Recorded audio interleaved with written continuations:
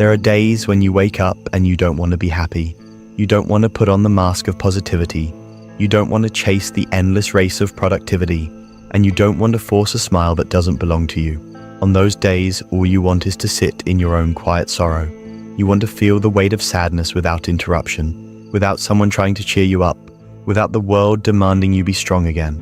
And somewhere deep inside, that very desire to be sad confuses you.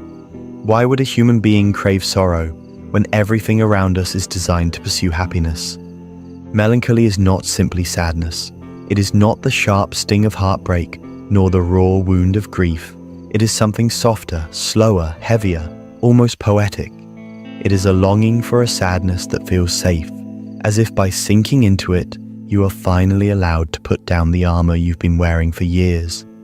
Many people fear melancholy because they mistake it for weakness. But in truth, melancholy is often a hidden form of strength. It is the body and mind whispering that it is finally safe to release what was suppressed for too long. Think about it. So much of our childhood is built not on what happened, but on what didn't happen. The love that wasn't given, the words that weren't spoken, the comfort we never received when we needed it most.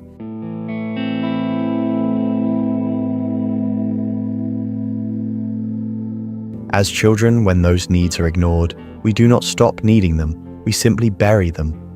We tell ourselves stories like, "I'm fine," or "I don't need anyone," but those stories are lies we tell to survive. And eventually those buried longings resurface, not as rage, not as joy, but as melancholy, the soft ache of everything we didn't get to feel when we were young.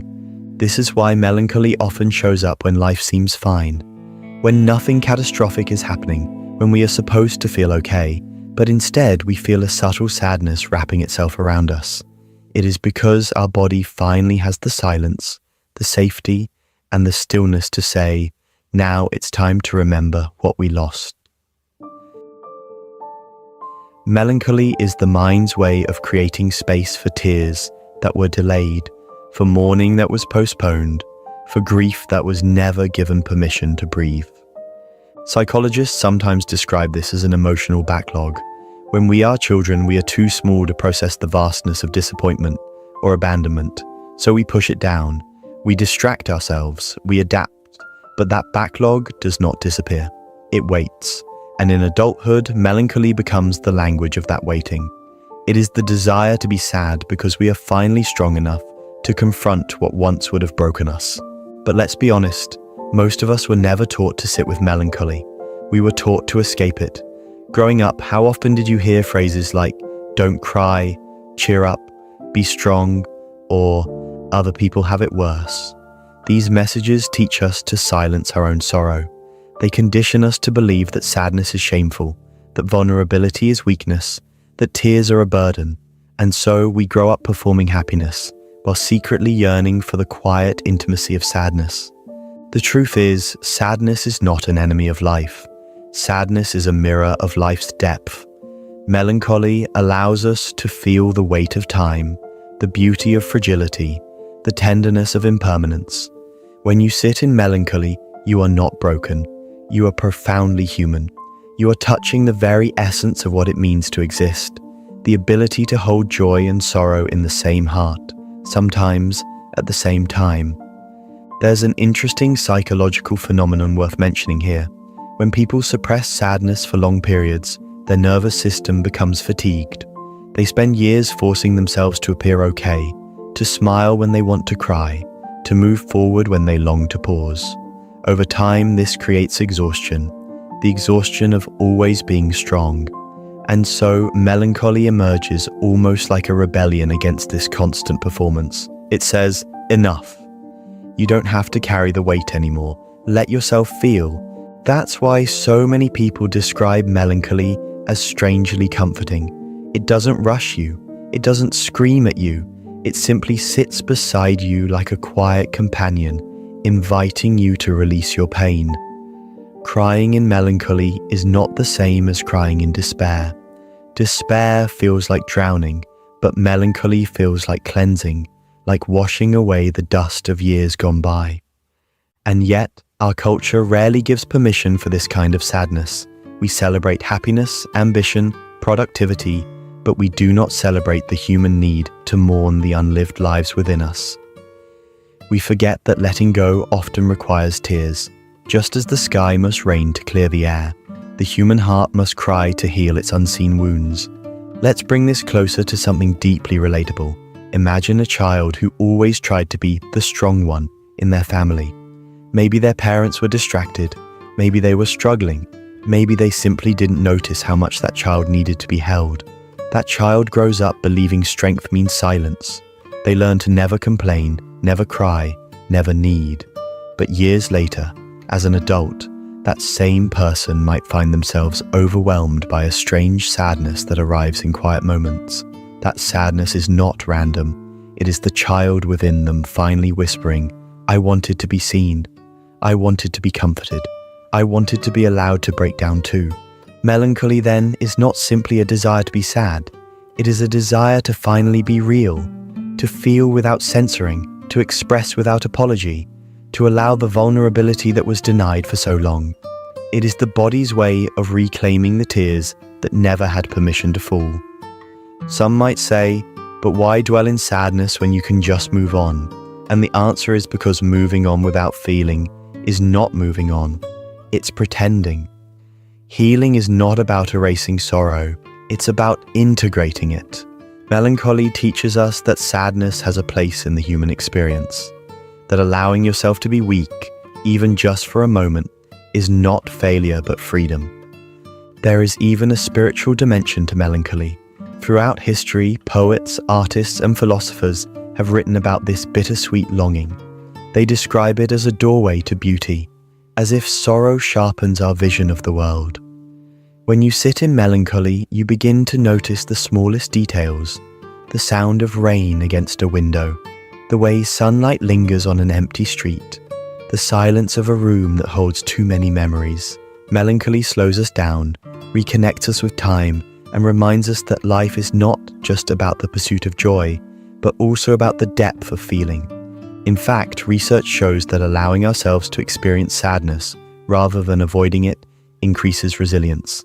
People who can embrace their melancholy often report feeling more connected to others, more empathetic, and more creative. It is as if by entering the shadow of our own sorrow, we open our hearts to the sorrow of others, and through that, discover a deeper sense of belonging. And maybe that's the hidden beauty of melancholy. It is not just about personal healing, it is about human connection. When we allow ourselves to be vulnerable, we give permission for others to do the same. When we admit, "Yes, I too feel the desire to be sad sometimes," we break the illusion that everyone else is fine and only we are struggling. Melancholy is not isolation, it is invitation. It says, "Come sit with me in this quiet place and let us remember what it means to be human together." So the next time you feel that soft heaviness in your chest, that unexplainable longing for sadness, do not run from it. Do not silence it with noise or numb it with distractions. Sit with it. Listen. Because that desire to be sad is not weakness. It is your inner self finally asking to be heard. The strange thing about melancholy is that it often visits when life looks stable on the outside. You may have a steady job, relationships that seem fine, and no immediate crisis demanding your attention. Yet in the quiet moments, when the noise fades, when you're alone in your room, when there are no distractions left, you feel it creeping in. A tender sadness, a soft ache, almost like a shadow sitting beside you. And instead of pushing it away, you almost want to lean into it. You want to stay there, as though the sadness itself holds something sacred. That sacredness comes from truth. For so long, many of us have lived behind masks. Masks of confidence, of productivity, of strength. But melancholy asks us to take the mask off, to show our raw face to ourselves. It says, stop pretending you're invincible. Stop pretending you were never hurt. Let yourself admit the losses you've carried in silence. And in that way, melancholy is not an enemy to life. It is a companion guiding us back to honesty. It is important to see that this desire to be sad is not destructive. It is not a wish to collapse permanently. It is a longing for release. Think of it like holding your breath underwater. You can force yourself to hold it for a long time, but eventually your body will demand air. In the same way, you can hold in your pain, You can hold in your tears, you can hold in your unspoken needs, but eventually your soul demands release. Melancholy is the exhale after years of holding your breath. Let's bring this back to childhood, because so much of melancholy has roots there. Imagine the child who always had to be mature before their time. Maybe their parents leaned on them for support. Maybe they were never allowed to be soft, never allowed to cry, never allowed to fail. That child learns early that love must be earned through strength, not vulnerability. So they grow up carrying invisible weight, and decades later, when life finally slows down, melancholy arrives as the gentle rebellion of that inner child. It whispers, "I wanted to be held. I wanted to be heard. I wanted to rest." When you feel the desire to be sad, it is often your younger self asking for the comfort they never received. It is the longing to cry out for the love that should have been there but wasn't. To release the anger, the loneliness, the unmet needs that were buried in silence. This is why melancholy can feel almost nostalgic. It carries echoes of a time when you needed something deeply and were told you couldn't ask for it. Psychologists often speak of the inner child, but this is not just theory. Neurologically, the memories of emotional neglect and unprocessed trauma remain alive in the nervous system. They don't vanish because we grow older. Instead, they hide, waiting for a moment of safety. Melancholy is often that moment. It is your nervous system saying, now you are strong enough to feel what once overwhelmed you. Now you are ready to mourn what was missing. And mourning is essential to healing. Without mourning, the past remains stuck inside us. We keep living the same patterns, searching for validation in the wrong places, endlessly proving ourselves because we never felt enough. Melancholy is the doorway to breaking that cycle. By allowing ourselves to sit in sadness, by letting the tears fall, we create space for renewal. We are no longer running from our past. We are embracing it, acknowledging it, and letting it go. There's also something beautifully human about how melancholy connects us to art, music, and poetry. Have you ever wondered why we are drawn to sad songs? Why films that make us cry often feel more memorable than films that make us laugh? It's because sadness brings us closer to authenticity. Happiness can sometimes feel superficial, but sadness feels honest. When we listen to a melancholic song, we hear our own hidden voice echoed back to us. When we cry at a story, we recognize our own longing inside it. This is why art has always been tied to melancholy. It gives us a safe place to feel the things we suppress in daily life. Even in spiritual traditions, melancholy has often been seen as a kind of wisdom. Ancient writers described it as the sorrow that gives birth to compassion, because when you have sat in your own sadness, you learn to recognize it in others. You notice the heaviness in their voice, the quiet in their eyes, and instead of rushing to fix them or silence them, you can sit with them. You can say, without words, "I know this place too." In that way, melancholy deepens empathy. It turns our private sorrow into a bridge of human connection. But we must also be careful. There is a difference between melancholy and despair.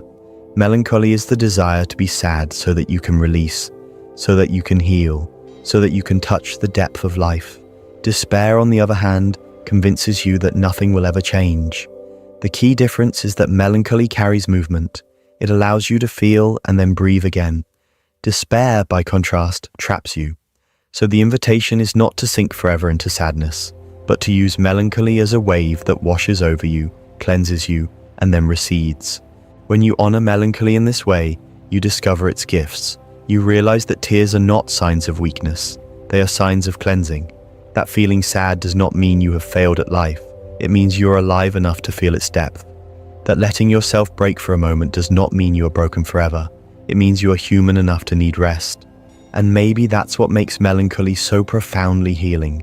It allows you to admit, I am tired of being strong all the time. It gives you permission to collapse into your own arms, to nurture yourself the way no one did when you were small. It is the longing to be vulnerable, to be seen in your weakness, to stop performing and simply exist as you are.